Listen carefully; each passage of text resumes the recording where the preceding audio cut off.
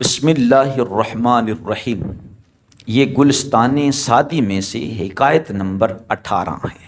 شیخ Saadi رحمۃ اللہ علیہ فرماتے ہیں کہ تصوف کا راستہ طے کرنے والے کچھ لوگ میرے پاس تھے۔ ان کی ظاہری حالت نیکی سے آراستہ تھی اور بڑے آدمیوں میں سے ایک شخص کو اس گروہ سے بہت حسن ظن تھا۔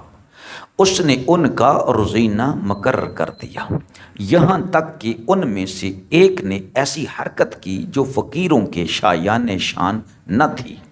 اس شخص کو بدظنی ہو گئی اور ان کا بازار ٹھنڈا پڑ گیا۔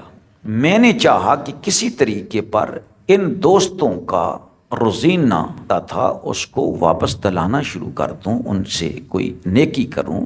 میں نے اس کے دربار میں جانے کا ارادہ کیا، مجھے دربان نے نہ جانے دیا اور بدتمیزی سے پیش آیا۔ میں نے اس دربان کو معذور سمجھا، اس لیے کہ خوش طبع لوگوں نے کہا ہوا ہے، امیر اور وزیر اور بادشاہ کے دروازہ کا بدون کسی وسیلہ کے چکر نہ کاٹ، اس لیے کہ کتا اور دربان جب کسی اجنبی کو دیکھتے ہیں تو یہ گریبان پکڑتا ہے اور وہ دامن۔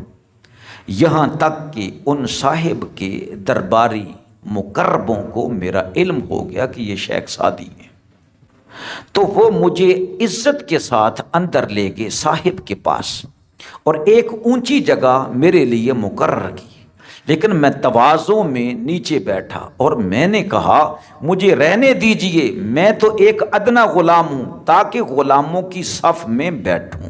اس نے کہا سبحان اللہ، آپ یہ کیا فرما رہے ہیں؟ اگر میری آنکھوں اور سر پر بھی آپ تشریف فرما ہوں گے تو میں آپ کی ناز برداری کروں گا، کیونکہ آپ نازنین ہیں، یعنی بہت عمدہ انسان ہیں، بہت بڑے شیخ ہیں، بہت بڑے عالم ہیں۔ خلاصہ یہ کہ میں بیٹھ گیا اور چاروں طرف سے بات سمیٹ کر لایا، یہاں تک کہ دوستوں کی غلطی کی بات آ گئی اور میں نے کہا پہلے سے انعام و اکرام کرتے چلے آنے والے آقا نے کیا خطا دیکھی جو غلام کو اپنی نظر میں ذلیل سمجھا ہے؟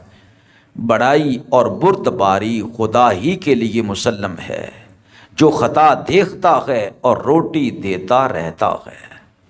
لہٰذا گناہ تو انسان سے ہوتے ہی رہتے ہیں۔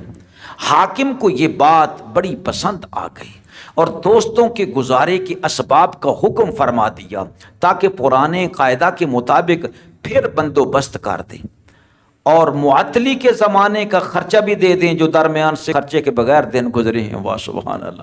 میں نے اس کے انعام کا شکریہ ادا کیا اور دربار کی زمین کو بوسہ دیا اور اپنی اس جرأت کی معافی چاہی کہ میں نے بڑی جرأت کی ہے، اس پر معافی چاہتا ہوں، اور کہا چونکہ کعبہ حاجت کا قبلہ بن گیا ہے اس لیے لوگ دور دراز کے ملکوں سے کعبے کی زیارت کو جاتے ہیں اور بہت لمبا لمبا سفر کر کے جاتے ہیں۔